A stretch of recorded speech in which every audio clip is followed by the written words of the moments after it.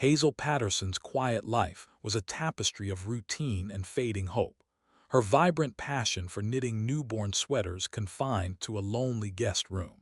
Mountains of miniature garments, each a labor of love, lay unseen. But when a hurried courier knocked on her door, he unknowingly opened a window to a world where her quiet kindness could finally bloom. In the quiet, tree-lined suburb of Willow Creek, a place just beyond the energetic pulse of Portland, Hazel Patterson's life moved to the gentle, predictable rhythm of a grandfather clock. At 82, she was a widow, and her world had mostly shrunk to the confines of her small, tidy house, a place that perpetually smelled of lemon polish and brewing Earl Grey tea. The silence within its walls was a constant companion, broken only by the soft creak of floorboards and the steady, metronomic tick-tock from the hallway. But there was one room that defied the muted, orderly peace of the rest. The guest bedroom, a space once reserved for visitors who no longer came, had been transformed. To open its door was to be met with a silent, vibrant ocean of infant softness. Stacks of clear plastic bags, neatly sealed against dust and time, reached halfway to the ceiling. Inside each bag was a hand-knitted baby sweater, a miniature masterpiece of yarn. They formed a landscape of impossible tenderness, cascades of mint green, buttercup yellow, and sky blue. A row of tiny cardigans in the shade of a robin's egg, each fastened with a single polished pearl button. Beside them, a stack of pullovers in a vibrant sunflower yellow, so bright they seemed to hold their own light. For 2 years, Hazel had poured her days into this craft, a skill passed down from her mother like a precious heirloom. Her needles, worn smooth with use, were an extension of her hands, their soft, rhythmic clicking a constant prayer against the quiet. Every stitch was a wish for warmth, every finished sweater a tiny shield of love destined for the most fragile of beginnings. The newborns in the neonatal intensive care unit at Willow Creek General Hospital. It was her way of sending a piece of herself out into the world, a tangible connection to the cycle of life that now felt so distant. Yet, the bridge between her love and its destination had crumbled 3 years prior, when her son, her only child, moved to California for a job. Hazel no longer drove, her confidence behind the wheel having faded with her eyesight. The mile-long walk to the post office, once a pleasant stroll, now loomed like a Herculean trek, an expedition her aching hips simply wouldn't allow. More than that, the cost of shipping box after heavy box was a luxury her modest pension couldn't absorb. And so, the sweaters accumulated. What had begun as a joyful purpose had slowly, painfully, become a heavy, silent testament to her isolation. The room, bursting with color and care, was a symphony no one could hear, a breathtakingly beautiful, heartbreaking monument to unfulfilled kindness. The weight of the unspoken purpose pressed on Hazel more with each passing week. The guest room, once her sanctuary of creation, now felt like a gallery of her own helplessness. The vibrant colors that had once brought her joy now seemed to mock her, a bright, cheerful reminder of a promise she couldn't keep. The mountain of sweaters grew, a soft, woolen Everest of good intentions, each one a silent question mark. In the front hallway, propped against the leg of an antique telephone table, sat a large, sturdy cardboard box. It was packed to the brim, sealed with layers of packing tape, and bore a neatly written label in her elegant, looping cursive.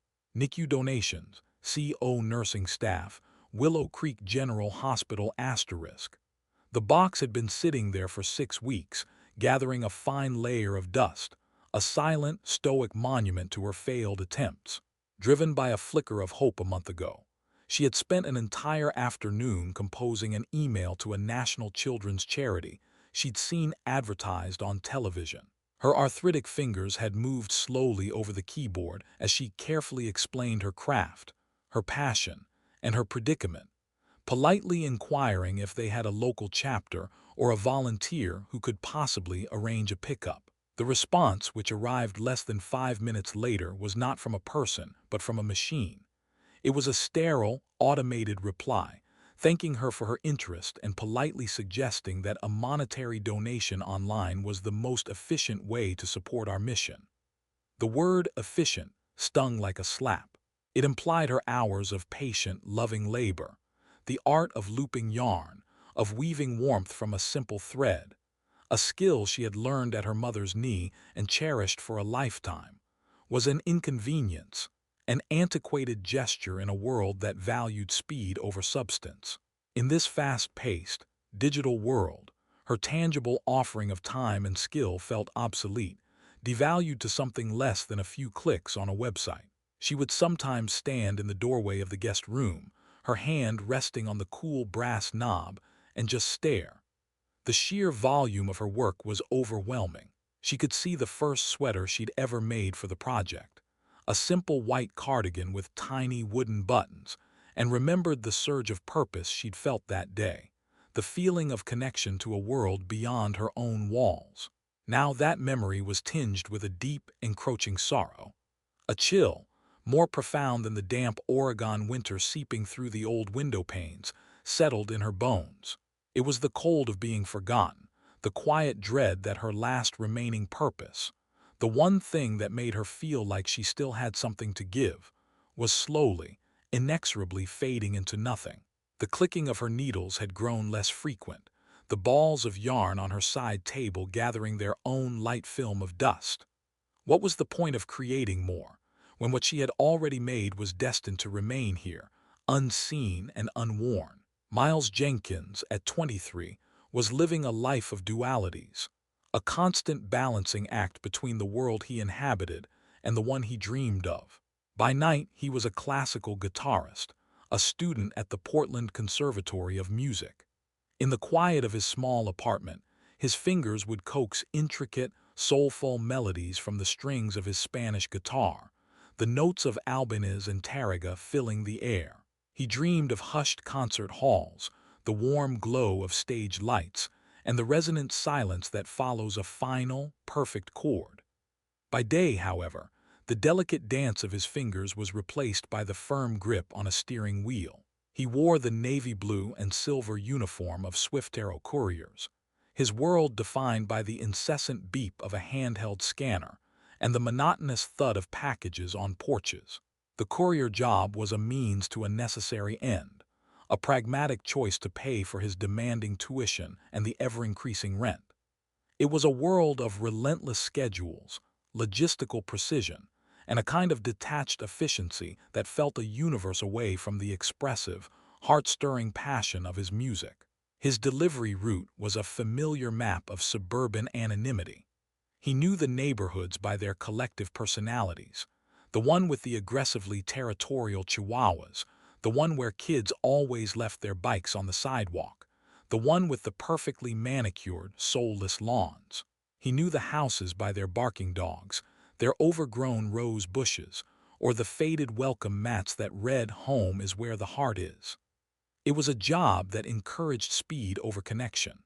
Linger too long, and the digital overlord on his scanner would buzz with a reminder that he was falling behind schedule.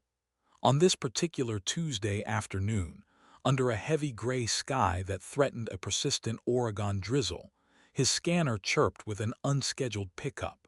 The address was on a quiet, maple-lined side street in Willow Creek, a part of town he rarely visited. The task: retrieve a return package from a Mrs. H. Patterson. The item description simply read, "Defective solar garden light." He sighed softly. Returns were always a bit of a wild card. He pulled his van to the curb in front of a modest but impeccably kept home, a plume of white smoke curling from its brick chimney, a sign of life and warmth within.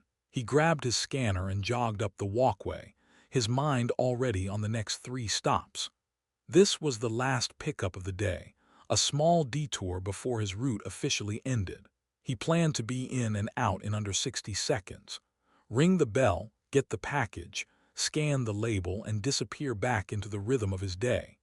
It was just another stop, another box on a long list of boxes, another transaction in a day full of them. Hazel opened the door, a small, silver-haired woman with eyes the color of faded denim. She offered a polite, if weary, smile and handed Miles the neatly packaged garden light. "I just need to get the receipt for you to sign," she said, her voice soft and thin, like worn velvet. As she turned and shuffled back into the dimly lit hallway, a sudden gust of wind swept through the open doorway, catching the handle of an adjacent door and pushing it inward. For a split second, the interior of the room was revealed, and what Miles saw made him stop breathing. It wasn't just a room, it was an explosion of color, a silent, breathtaking spectacle. He saw not furniture, but mountains of it, soft, brilliant, meticulously organized mountains of color. He caught a glimpse of a stack of sweaters in a shade of pale lavender, so delicate it seemed to glow. His brain, accustomed to the brown and gray monotony of cardboard and concrete, struggled to process the sight. It was as if he had stumbled upon a secret, hidden world. "Ma'am," he said, the word coming out louder than he intended. "What is all that?" Hazel froze, her back still to him. She seemed to flinch, as if he had discovered a vulnerability. She slowly turned, a faint blush rising on her cheeks. "Oh, that's just some of my knitting," she murmured, her hand moving to close the door. But Miles's curiosity was not intrusive. It was utterly genuine, sparked by a profound sense of wonder. "Knitting? That's incredible." He took a half-step closer, not wanting to cross the threshold but unable to look away. His eyes, trained by his own artistic discipline to appreciate detail and dedication, didn't just see a pile of clothes. They saw time. They saw patience. His gaze landed on a single, tiny sweater draped over a bag in the foreground. It was a soft, sky blue, but it was the detail on the cuff that held him captive. A minuscule, hand-embroidered honeybee, its wings stitched in shimmering silver thread. As a musician who spent countless hours practicing a single, difficult passage to achieve perfection, he recognized the language of devotion. He knew instinctively what that tiny bee represented. "That bee," he said, his voice now quiet with reverence. "The stitching on that bee is unbelievable. That must have taken forever." The simple, specific observation hung in the air. It wasn't a generic compliment like "how pretty" or "nice hobby." It was a statement of recognition from one artist to another. It was a key, turning a lock in Hazel's heart that had been rusted shut for years. Her defensiveness melted away, replaced by a flicker of surprise, and then a light of pure, unadulterated pride in her tired eyes. That one sentence, "that must have taken forever," did what no polite inquiry or automated email ever could. It validated the hours. It saw the love. Hazel's shoulders, usually stooped with a quiet resignation, seemed to straighten just a fraction. She looked at this young man in a courier uniform, at his earnest, captivated expression, and saw not a stranger rushing to his next stop, but a kindred spirit. "It does take a bit of time," she admitted, a real smile finally reaching her eyes. She left the guest room door ajar and gestured for him to look.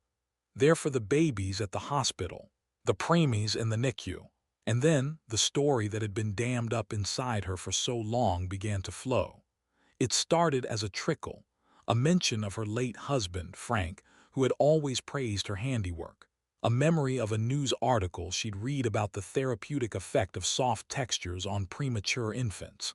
Then, the trickle became a current. She spoke of her son's move, her inability to drive, the prohibitive cost of postage, and the crushing feeling of her craft being deemed inefficient. The words tumbled out, carrying with them the full weight of her loneliness and her fading sense of purpose. Finally, her gaze fell upon the large, forlorn box in the hallway. "That one," she said, her voice dropping to a near whisper, "has been ready to go for almost 2 months. I can't get it there." The box, with its neatly lettered destination, Willow Creek General Hospital, seemed to radiate a palpable sense of longing. Miles listened, his professional haste completely forgotten. He looked from Hazel's face, etched with a quiet dignity and deep disappointment, to the box, and then back again. He thought of his own daily route, the familiar map ingrained in his mind. A simple, clear, and overwhelmingly logical idea bloomed in his mind. It wasn't a grand gesture, just a simple connection of 2 points on a map he traveled every day. "Mrs. Patterson," he said, his tone gentle but matter-of-fact. "My route takes me right past the General Hospital every day around 3 o'clock. It's literally on my way." He paused, carefully choosing his words to erase any sense of burden. "I would be happy to take that box for you. It's no trouble at all. Really. Just an extra stop that adds maybe 5 minutes to my day." Hazel stared at him, her mouth slightly agape. She clutched the unsigned receipt in her hand, her knuckles white. The offer was so simple, so direct, so profoundly kind that it seemed, for a moment, unreal. After years of silent frustration, here was a solution, offered freely by a complete stranger. Her eyes, which had been clouded with weariness, suddenly shimmered with unshed tears. This unexpected offer wasn't just about delivering a box, it was a delivery of hope, right to her doorstep. The next afternoon, true to his word, Miles returned. He didn't ring the bell, but simply picked up the heavy box from the porch where Hazel had left it for him.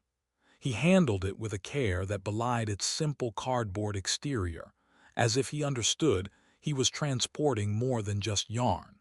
The hospital, when he arrived, was a world away from the quiet stillness of Hazel's house. It was a place of controlled chaos, of ringing phones, hushed but urgent conversations, and the squeak of rubber-soled shoes on polished linoleum. He found the neonatal intensive care unit on the 3rd floor, a set of double doors with a sign that requested quiet. He pushed them open and stepped into a hushed, sterile environment where the air hummed with the soft beeping of monitors. He approached the main desk, where a woman in blue scrubs was busy charting. Her name tag read Alani Baker, RN, head nurse *. "Excuse me," Miles said softly. "I have a donation for the NICU." Alani Baker looked up, her expression professional and a little weary. She managed a polite smile. "Thank you so much. You can just leave it here." She had seen many donations come through these doors, boxes of factory-made onesies, corporate-sponsored toys. They were all appreciated, but they were routine. "It's from a Mrs. Hazel Patterson," Miles added, feeling a need to give the gift its proper credit. The name didn't register. Alani thanked him again, and after he left, she pulled the box onto the counter, intending to put it in the storage closet until she had a free moment. But the box was unexpectedly heavy and her curiosity was piqued. She slit the packing tape with a pair of scissors. The moment she folded back the cardboard flaps, she fell silent. The professional weariness on her face dissolved, replaced by a look of pure, unadulterated astonishment. Staring up at her wasn't a jumble of donated items, but a perfectly packed treasure chest of color and softness. She reached in and lifted out the top sweater, a delicate mint green cardigan. The wool was impossibly soft, the stitches so fine, and even they looked as though they had been made by a machine, yet they pulsed with the unmistakable warmth of human hands. "Oh my goodness," she breathed, turning it over. Her fingers traced the tiny, pearl-like buttons. "Will you look at this?" she called out to a younger nurse passing by. Soon, a small crowd of nurses had gathered around the desk. They carefully lifted out sweater after sweater, their tired faces lighting up with wonder and delight. Gasps of "Look at the little ducks on this one," and "I can't believe these are all handmade" filled the air. They recognized immediately what this was. Not just a donation, but an act of profound love and dedication. In a place filled with high-tech machinery and clinical procedures, these tiny, soft garments were a powerful, tangible reminder of the simple, human tenderness these fragile babies so desperately needed. The box wasn't just a delivery, it was an event. The arrival of Hazel's sweaters created a ripple effect that spread far beyond the nurse's station. That evening, a young mother, sitting vigil by her son's incubator for the 10th consecutive day, was gently handed one of the new cardigans by Nurse Baker. It was the one with the sunflower yellow yarn. The mother, exhausted and overwhelmed by the constant beeping and medical jargon, held the tiny garment in her hands and began to cry. It was the first beautiful, non-clinical thing she had been able to touch that was meant for her baby. It felt like a hug in woolen form. News of the miracle box traveled quickly through the hospital's internal channels. A few days later, Hazel's phone rang, a sound that usually startled her. It wasn't a telemarketer or a wrong number. The voice on the other end was warm and professional, introducing herself as the Director of Community Relations for Willow Creek General. "Mrs. Patterson," the woman began, "I'm calling about a recent donation you made to our NICU. I have to tell you, I've worked here for 15 years, and I have never seen anything quite like it." The director went on to explain the profound impact the sweaters were having, not just on the babies, but on the morale of the parents and the staff. She told Hazel that the hospital would be honored to establish a formal, ongoing partnership with her. They would arrange for a volunteer to pick up donations from her home once a month, ensuring her creations always had a path to the children who needed them. Furthermore, they wanted to feature her story on the hospital's official website and in their next community newsletter, under the heading, "Willow Creek's Community Grandma." Hazel stood in her quiet kitchen, clutching the phone receiver, tears streaming silently down her cheeks. But these were not the tears of loneliness or frustration. They were tears of pure, unadulterated joy. Community Grandma Asterisk. The title resonated deep within her soul.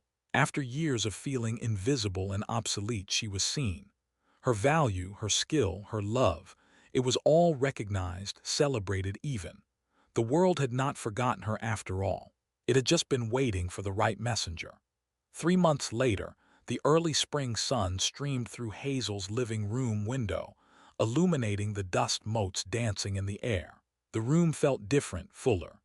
The mantelpiece above the fireplace, once bare except for a clock and a photo of her late husband, was now joyfully cluttered with thank you cards and small, glossy photographs of babies. They were from anonymous parents, notes filled with heartfelt gratitude for the beautiful sweater that had brought them a moment of peace. The guest room was no longer a monument to frustration. The mountain of sweaters had shrunk considerably, replaced by a neat, organized system. Taped to the wall was a demand list provided by the hospital, detailing the sizes and styles most needed. Her knitting now had direction, a clear and urgent purpose. Every Tuesday afternoon, Miles's blue and silver van would pull up to the curb. He no longer came for pickups. The hospital volunteer handled that now. He came for tea. He would sit in the armchair opposite Hazel, munching on a slice of her famous lemon pound cake, and they would talk. He told her about his struggles with a particularly difficult piece of music. She told him about a new stitch she was trying to master. He was no longer just the courier. He was her friend, her cherished link to the world she was now so beautifully a part of. This afternoon, she showed him the latest photograph she'd received. It was a close-up of a tiny, sleeping infant in an incubator, a web of wires and tubes attached to its fragile body. The baby was smaller than an adult's hand, yet it was wrapped in a familiar sky-blue cardigan. And there, on the cuff, just visible, was a tiny, perfect, hand-embroidered honeybee. Hazel looked from the photo to the young man sitting in her living room, his presence a quiet testament to the unexpected turns of life. The love she had poured into her craft, once trapped within these four walls, was now out in the world, warming the smallest of lives. And the spark that had ignited it all was the simple, unassuming kindness of a stranger who had taken a moment to truly see.